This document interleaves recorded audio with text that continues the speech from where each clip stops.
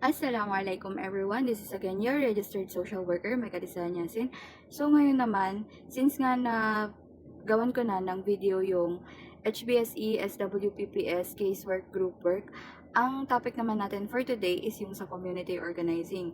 Given na yung mga topics na nabigay ko na is pakonti-konti lang kasi kinukonti-konti ko talaga yon para mag-fit siya doon sa 100 days series na ginagawa ko. And for today, this is 96 days before the board exam and hopefully inshallah matapos natin yung 100 days na yun before mag board exam. So, again, please follow me on my YouTube. If sa TikTok ko to ma-upload, which is yung YouTube ko at mycarsw, doon lahat ng lectures doon ko pinopost. And also, if sa YouTube ko man to ma-upload, sa TikTok ko more like affiliate and lectures and motivational yung nasa TikTok ko. So, if you wanna follow it too, same lang sila ng profile and name sa YouTube ko and TikTok ko. So, anywhere else is okay kasi yung iba na post ko naman din doon. So, without further ado, let's proceed on the first slide.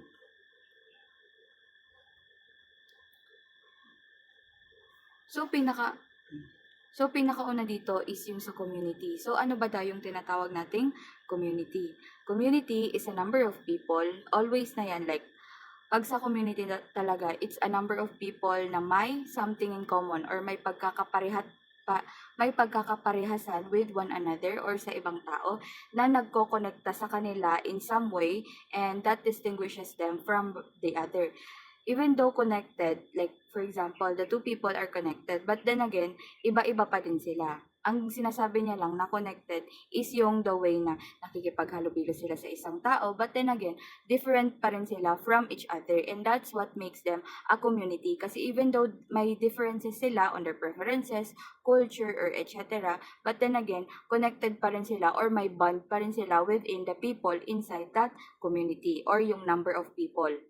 Then next naman is a group of people again living in a definite territory, enjoying certain common characteristic. So 'di ba, nasabi ko dito, even though may kakaibahan sila, nag-work pa din sila together or connected pa din sila. And dito naman sa pangalawang nasa definite territory or nasa iisang territory lang sila na ine-enjoy nila yung mga common characteristics. So, dito, hindi common characteristic, dito, common characteristics. Ang characteristic na tinutukoy natin is yung this characteristic refers to the common history. Diba kapag nakatira ka sa isang bagay, may mga history yan. And syempre, same-same kayo kasi nga, doon ka nakatira. Customs or ano nga ba yung ginagawa nila doon or yung mga nakasanayan nila. Traditions, mga traditions nila na ginagawa. For example, fiestas or for example, if they are celebrating any like traditional nila na ginagawa during holidays or anything else, kasali ka na doon kasi nga nandun ka sa community or nakatira ka doon sa community. Beliefs yung mga paniniwala nila. For example, like sa mga probinsya, 'di ba, usually ang mga paniniwala nila or may mga ano sila, for example, mga aswang ganyan or mga some historical chauvinist, and then kasali ka na din doon kasi nga nandoon ka sa community. Government, like very self-explanatory naman ng government, 'di ba? And then economy.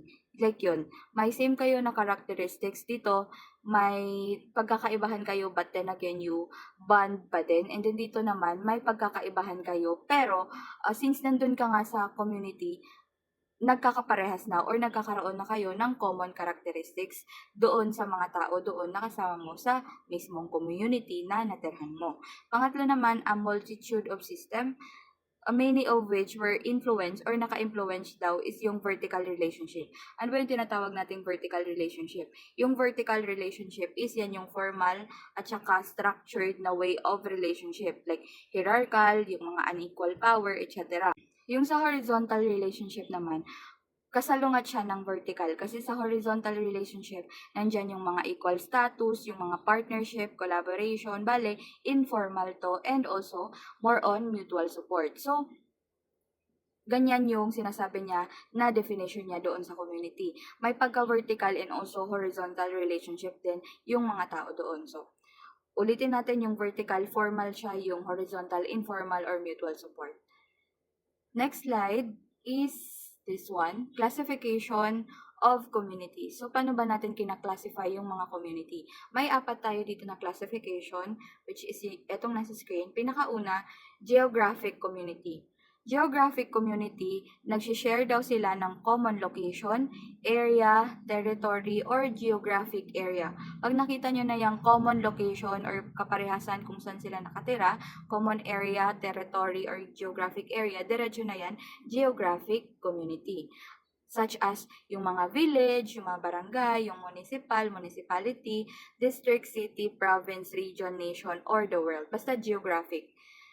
From the word geographic area, diretso na yan, geographic community.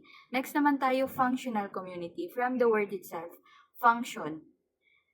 Yung sa functional community daw is yan yung mga tao na may common functions or pagkakaparehasan ng ginagawa, express some common values. Basta talaga may word na common values, common function, common interest, such as sa pag-aaral, sa bahay, sa mga hobby nila, sa livelihood, ginagawa nila, or sa labor and recreation. Kapag may pagkakaparehasan yan sila, diretso na yan, function, community. Like, para hindi kayo dito malito sa board exam, ang tandaan nyo lang is yung mga keywords nila. For example, geographic, geographic area. For example naman sa functional community, common function, or pagkakaparehasan nila ng function. Like, nandyan na yung clue. Ang kailangan nyo na lang intindihin. And if nilagay yan sa situational question, which I doubt, kasi nga, usually naman, kapag ilalagay nila sa mga situational questions, ang nilalagay lang nila is yung mga village, mga barangay, municipality. Meron na kayong clue kasi nga pag sinabi nating village, barangay, more on geographic talaga yan, 'di ba? And pag sinabi nating education, hobby, livelihood, recreational, naka-ano na yan siya sa function. So, yun. Ikatlo naman is yung national community. Ano ba yung tinatawag nating national community? National community daw share a common way of life, common government, freedom, and sovereignty. So, national community, pag nakita nyo na yan, di ba yung way of life natin is yan yung culture. But then again, hindi siya culture dito. Kasi national community yan siya muna. Kasi nga, common government, freedom, and sovereignty. Kasi baka kasi makita nyo yung common way of life. And then, isagot nyo culture. Kasi baka nasa choices yung culture. So, since nga, even though sinabi niya dito, way of life, but then again, dinagdagan niya ng common government. Saan ba yung government natin? Saan ba yung government natin? Diba sa national? And then, pag sinalihan mo pa ng freedom or yung pagkakalas ng mga tao and also the sovereignty, diretso na yan, national. So, kung makikita nyo dito, may pagkakaiba-ibahan to, diba? Geographic, parang dito geographic, and then national, and then biglang global. So, dito naman tayo sa global community, share common earth. Kapag nakita nyo na yung common earth na yan, diretso na yan global. Diba dito area lang ang pinag-uusapan natin sa geographic, and then biglang national, nasa government na tayo. Global naman tayo, diretso na yan, common earth, disregarding national barriers and emphasizing interdependence. So, yun. Kapag earth na, common earth, hindi na common area or common way of life, diretso na tayo, global. Kapag nakita niyo yung keyword na earth, global na yan talaga siya, dire-diretso. Na dinidisregard niya yung mga national barriers at saka yung ini-emphasize niya din yung mga interdependence talaga or yung pagkaka-konekta ng mga community. So, yun. Pinakaunang-una sa lahat, yung geographic GC, geographic community, FC, functional community, NC, national community, and then GC ulit, geographic community and global community. Magkaiba nga lang sila ng meaning kasi yung sa geographic area lang siya and then yung sa global, earth na talaga. So, proceed tayo sa isang slide. Dito naman sa community structure. So, ano nga ba? Paano ba natin ma-distinguish yung mga community structure? Pinakaunang-una sa lahat, apat kasi ito eh.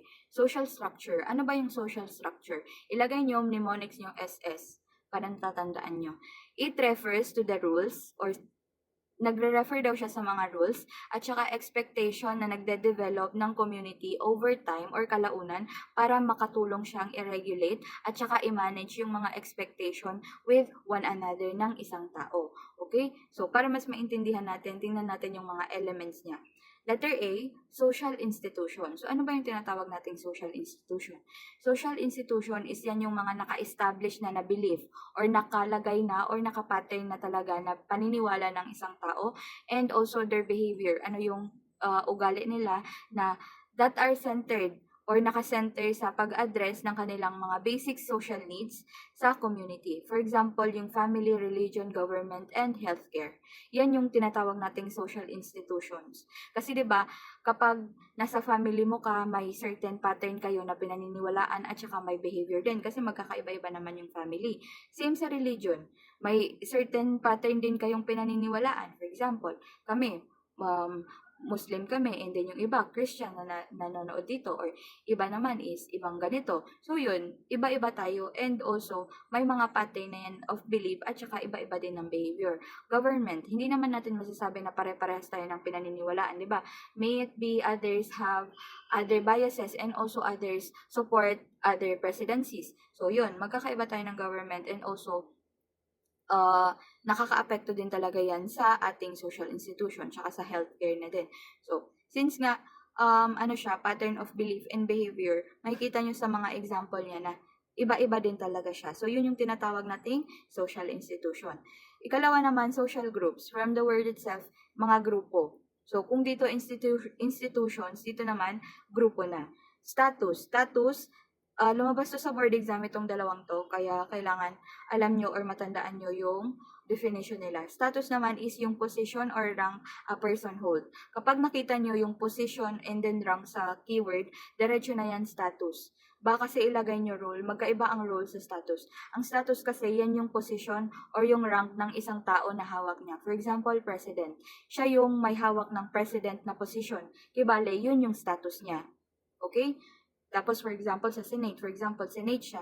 And then, position na hawak niya is yung Senate. And then, kibale, yung Senate, yun yung status niya.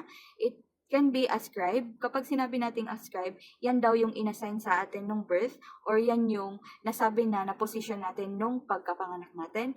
And then, yung achieve or yung acquired based on merit or accomplishment. Kumbaga, yung na-achieve mo. Yung na-achieve mo siya, hindi siya sa'yo binigay nung pagkabata mo, nakuha mo siya. Okay? Sige, isa pang dito. Itong sa subscribe is usually assigned at birth. Diba usually yung sa England, yung may mga princesses, mga prince, ganyan. Diba pag pinanganak sila, given na yan na magiging princess sila kapag anak sila ng king and queen. So yun, parang naka-ascribe or binigay na yun sa kanila nung bata pa lang sila. Yung achieve naman, yan yung pinaghirapan. Like, kailangan mo pang may gawing achievement bago mo makuha yung status na ganun. For example, nag-aral ka ng law. And then, nung nag-aral ka ng law, before mo ma-achieve yung word na lawyer ka or attorney, matawag ka na attorney, kailangan mo munang mag-take ng board exam. So, yun yung sinasabi nating achieve kasi kailangan mo pang may gawin bago mo makuha yung status na binigay sa'yo. Okay? Sige. Dito tayo sa role. Role, magkaiba sila ng rule. Di ba yung rule? R-U-L-E. Rule yon, mga rules and regulation. Yung role, yan yung obligation or yung obligation mo or behavior na expected sa'yo ng ibang tao based sa status mo sa buhay. So, magkakaiba-ibang rule, for example, yung lalaki. Example natin yung lalaki. Yung lalaki pwede siyang role niya maging father, role niya maging brother, role niya maging, for example, doctor siya na lalaki, role niya maging pasyente kasi pasyente siya na lalaki. Basta marami siyang role na ginagampanan sa buhay. And depende yun sa kung nasaan siya na family. For example, role niya sa family nila, since guy siya, role niya maging ama. Kung hindi siya yung father, role niya maging brother. Kung hindi siya yung brother, role niya maging pinsan na lalaki, nephew. And then, kung nasa labas naman siya, role niya maging, kung siya ba yung CEO, role niya maging worker, role niya maging pasyente kung nasa hospital siya. So yun, iba-iba yung role na ginagampanan natin sa buhay. Sige, para mas magets natin, explain ko yung, for example, ako. Role ko sa family ko, maging anak na babae. And then role ko naman sa asawa ko, maging asawa niya. And then role ko naman sa mga in-laws ko, maging sister-in-law and maging in-law. Kasi yun yung role ko. Iba-iba yung role ko. And then role ko naman sa inyo, maging lecturer. Role ko sa ibang mga friends ko, maging kaibigan nila. So yun. yun yung role na ginagampanan natin. And as time goes by, magkakaiba-iba tayo ng ginagampan ng role. For example, kapag pinanganak ka, role mo maging anak, and then kapag asawa ka, role mo maging asawa. Kapag naging matanda ka na, role mo naman maging lola. Parang ganun, magkakaiba-iba through time. So, since I think nagets nyo naman kung ano yung yan, mag-proceed na tayo sa 2, 3, and 4. So, di ba sabi ko sa inyo, 4 yung community structure. Ito yung pangalawa. Ito number 2, cultural structure. Ito na yung sinasabi ko na refers to the institutionalized pattern way of life. Kapag diretso na yan, pag nakita nyo yung word na way of life, meaning kasi niyan, culture. Kahit tingnan nyo pa sa dictionary, culture talaga yung meaning ng way of life. Lalo pat pattern of way of life. And then kapag sinalihan mo pa ng shared, natututunan, nade-develop at saka natatanggap ng mga tao sa community. Yan, diretso na yan, way of life, culture or cultural structure. May ano din daw siya, mga symbol, languages, yung mga norms, mga values, pinaniniwalaan, ritual, artifacts. Pag sinabi nating artifacts, di ba yung sa ibang mga religion, for example, may yung mga Buddha, yung mga may sinisimba silang mga bato or mga other artifacts, ganyan. So, nasa religion natin yan. Yung iba naman, may mga ritual na sinasabi, may mga beliefs na pinaniniwalaan, may iba't ibang values, magkakaiba din tayo ng symbol. Kasi yung, for example, for the sake of the discussion, yung sa Illuminati, di ba iba yung symbol nila? And then other Christians, yung iba mga cross. And then for us, Muslims, meron kaming yung sa moon and also star. So, yun yung kaiba-ibahan ng mga symbols in religion. Magkakaiba-iba din tayo ng language. Alangan naman pare-parehas tayo. For example, as Muslim, we have our own language like Arabic and also other Quran in the Quran. And also, yung iba din, meron din kayong sariling language. So, yun sinasabi nating cultural structure. Magkakaiba-iba tayo in a way na magkakaiba-iba tayo. But then again, may pinagkakasunduan pa din tayo. And that is, we believe on the same principle na may culture talaga tayo and it is our way of life. Okay? Number 3, political structure. So, ano ba yung tinatawag natin political structure? Political structure refers to the people's established way of allocating power and making decision. Diretso na pag political structure, may power talaga dyan and also decision making. Kasi nga, politics, in running and managing community affairs. So, kibale, kung wala tayong political structure sa mismong community pa natin, how much more na magre-rely pa tayo on the community, on the national level na. So, it's very important na on our community, meron na tayong ganito, meron na tayong political structure, para na din may na-choose tayo na leader or mag-mediate man kung may mga away-away, ganun. And also, it could also help us na mag-come up ng ating mga decision making or makagawa tayo ng mga decisions na alam nating makakatulong sa community natin. And hopefully, that is a good way kasi nga may mga head tayo na pwede tayong tulungan and also we could somehow disagree but then again, at least may political structure na din tayo on our own community na. Sige, number 4, economic structure. Ano ba yung tinatawag nating economic? Diba sabi ko sa inyo, pag nakita nyo yung economic, diretso na yan malalagay sa isip nyo, pera, money, about goods and services. So, dito din sa example, sa definition niya, pertains sa various organized ways and means through which people in the community produce goods and services, allocated limited resources and generate wealth in order to satisfy their needs and wants. So, diba, nasabi ko na sa inyo, kapag produce goods and services, tas samahan mo pa ng ina-allocate na limited resources kasi hindi naman unlimited yung resources natin. Pag kasi sinabi nating limited resources, yan yung may mga bagay na nauubos talaga kalaunan kapag hindi natin napapalitan. For example, yung mga puno natin, limited resources yan sila, lalo na kapag hindi tayo nagaputol ka ng kahoy and then hindi mo pinapalitan. Magiging limited resources lang talaga siya. Kaya nga, need siya palitan para na din makagrow ka ng other trees. And then, yun din yung mga resources natin in our community. Hindi naman lahat ng resources natin, for example, yung pera. Hindi naman lahat may pera, diba? And mostly talaga limited lang yan. So, masyashock ka na lang kung unlimited yung pera niya na hindi talaga maubos-ubos kasi walang ganun. Even sa mga billionaires, trillionaires, or any multi-millionaire talaga na mga tao, limited pa din yung resources nila. But then again, they are making a way para maging suitable or para at least ma-achieve pa din nila or ma-maintain nila yung pera nila. But then again, there's no such thing as unlimited talaga. Lahat ng mga bagay sa mundo is limited. Generate wealth, same na din about money in order para daw masatisfy ng isang tao yung mga kagustuhan nila or yung mga wants nila. Okay? So, I really hope na nag-gets nyo yung apat nating structure. Pinakauna, ano nga yun? Social structure. And then, pangalawa, cultural. CS. Lagyan nyo CS. Pangatlo, PS. And then, pang-apat, ES. Okay? So, proceed na tayo sa ating isa pang discussion, which is patterns of relationship sa community. So, paano nga ba daw or ano yung mga pattern ng relationship natin sa isang community? Pinakaunang-una sa lahat, gym and shaft. So, tandaan nyo to ha, kasi sa pagkakatanda ko, isa yung lumabas nito sa board exam, kasi dalawa to. I-compare natin kung ano yung gym and shaft at saka yung G-shell shaft. Ano ba yan? More direct and personal. Basta ilagay nyo na lang dito kapag rural, gym and shaft. Okay?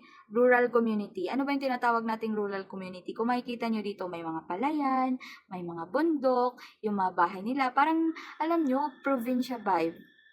Province vibe. Parang ganun. Yan yung sa gym and shaft. Diba? Nagbabasketball sila, and then yung mga magsasaka, and then may sari-sari store. So, ganyan. Yung, yung rural area is yan yung province. Sa mga probinsya natin, di ba? Usually, kapag very city girl tayo or city boy, ganyan, and then nakakasawa na nga sa syudad kasi very, alam mo yun, ang bilis ng mga pangyayari, ang bilis ng mga araw, ganyan. Kasi nga, fast-paced ang sa city, di ba? Yung sa rural kasi, more on chill na vibe, more on community vibe, na parang alam mo yun, like, you feel really at home kapag nasa probinsya ka. So, more direct and personal, kasi personal in a way na, dati sa probinsya, hindi naman uso yung mga phones, hindi uso yung mga gadgets or anything, wifi. Usually, wala din kasing wifi.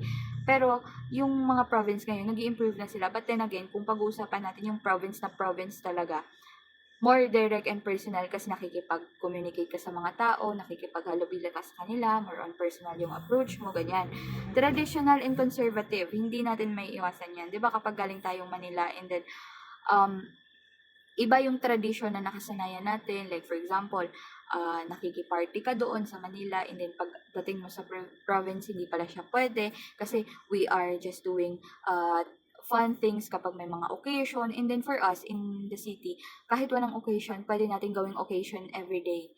So, yun yung kaibahan nila. Conservative din in a way na, for example sa amin in Maranao culture, nung galing akong Davao, sa Davao kasi, hindi uso yung magsasalimot ka, or syempre bata pa ako nun, and then I don't usually wear hijab, or wala ko masyadong alam sa culture ng mga Maranao talaga. So, kibale nung nasa Bacolod na ako, or nandito na ako sa Lanao del Sur, ibang-iba yung way of living ko doon sa Davao pagdating ko dito, and how I wish na na-orient muna ako kasi nga dito hindi ako nag-hijab, kailangan kong mag-hijab, kailangan kong isuot yung mga, hindi ako pwedeng magsuot ng mga t-shirt, kailangan mahaba yung damit ko, basta ang daming bawal. And yun, conservative sila in a way na alam kasi nila kung ano yung nakasanayan nila, and hindi sila sanay na makita kang naiiba, kaya conservative din sila. And rural area is somewhat small compare sa urban. Kasi sa rural mostly sa mga kuan is kilala talaga nila yung mga tao. And usually, wala naman talaga silang magawa unless may mga trabaho sila. Usually, nagachika-chika yan sila or anything else. So, yun yung sinasabi nating traditional and conservative. More significant and meaningful. Hindi natin may pagkakaila na kapag nasa province ka talaga, very meaningful yung interaction na mangyayari sa'yo. Kasi nga more on more on socialization, very like kung makikihalubilo ka man, very approachable yung mga tao. Parang nandun ka in the moment talaga ba? Nandun ka and then nagmumuni-muni ka ganyan or anything else na ginagawa mo na hindi mo magawa in urban cities. Diyan mo talaga magagawa in the community. For example, eto, makikipaglaro ka sa mga friends mo, and then makikipagchikahan ka sa tindahan, and then magkakaroon kayo ng pagluluto or anything in your family na ginagawa nyo para i-celebrate yung pagkakabuo nyo ulit. Kasi diba usually kapag nasa province ka and then bigla kang nauwi, parang ikaw yung center ng lahat. Kasi nga, hindi ka doon palagi, and then nakasanayan mo na din na nandun ka sa Manila. So, pag uwi mo, alam nilang mamimiss mo lahat-lahat. So, yun. I really hope na na-understand nyo yung sa Jimin Shaft. So, tatandaan nyo Jimin Shaft, rural area. Tandaan nyo na lang yung picture na to. Rural. Okay? Dito naman tayo sa pangalawa. Ito yung opposite ng Jimin Shaft. Yung G-shell shaft. Ano ba yung G-shell shaft? G-shell shaft, ilagay nyo na highly urbanized city. Urban. Di ba kanina rural? Ano nga yung rural? Di ba yung sa rural, yun yung mga sa province. Ito naman, cities na to. Kung makikita nyo sa picture, very city-city na vibe. Like may mga buildings, may mga skyscraper, may mga, grabe yung mga roads, may mga overpass, more cars, and then basta more buildings, konti lang yung mga puno, kasi nga napuputol na, kasi nga ino-urbanize na nila yung mga cities nila. And then, pag sinasabi din natin sa cities, more formal and impersonal. 'Di ba sa rural areas is more personal kasi nakikipaghalubilo sila everyday. Sa cities kasi more on usually we're gonna use our gadgets, 'di ba, to communicate with each other. Technology yung pinapairal. Kaya nga mas yung mga virtual assistant, yung mga virtual work, Zoom, basta dyan yung karamihan dyan. Like, alam kong alam nyo na din to kasi nga nung pandemic, 'di ba, naranasan na din natin yung mga ganitong vibe na hindi tayo nakikipag-usap sa mga tao. So, kibale more on modernize tayo in a way na gadgets na yung ginagamit natin para mag-video call, tatawag tayo using our phone, using our laptop, you're doing Zoom or anything else. But then yun, impersonal. Hindi natin minimit yung tao in person. But then again, nakakausap natin sila na para bang nasa tabi lang natin sila because of our gadgets. But then again, walang interaction nangyari kasi hindi mo naman mahahawakan, hindi mo anything else. Kaya impersonal pa siya. And then more abstract, more instrumental and utilizations. Same lang din sila ng mga meaning. Ginagamit natin yung mga phone natin or anything else to communicate with each other. Kaya nga siya highly urbanized. Kung mapapansin nyo din, fast-paced. Diba? Mapapansin nyo, super duper fast na mapangyayari sa cities. Like biglang nasa work ka, masyashock ka na lang gabi na pala or wala ka ng time sa sarili mo kasi nga very busy ka sa work, very busy ka sa lahat. And sa province kasi, slow living lang. Like, alam na alam mo kung paano magtatanghali, magiging umaga, magiging gabi. And then kapag gabi, alam na alam mong magiging like hating gabi. Kasi, for example, yung mga nanonood pa ng mga TV, ganyan, or nakikipagchikahan, very slow-paced or very personal talaga yung atake niya. And then, yung sa rural, urban naman, parang pagod ka na kasi agad, like drain ka na sa trabaho mo or kung may pinuntahan ka man, may ginawa ka, drain ka na agad. So, diretso pag uwi mo, bagsak ka na talaga and then matutulog ka na. Yung sa urban, hindi. Kailangan mo pang makipaghalubilo sa mga tao, kailangan mo pang ganito, ganyan. So, maraming ganap. Same sila na maraming ganap. Yung sa urban nga lang is very mabilis lang and wala masyadong connection na nangyayari. And yung sa mga rural, sa mga province, fast-paced siya in a way na gustong-gusto mo kasi nga very connective or connected ka sa mga tao doon sa province. Okay, so I think eto na yung last sa ating discussion. So thank you very much for listening. And inshallah siguro next na naman na i-upload ko here is yung sa HBSE.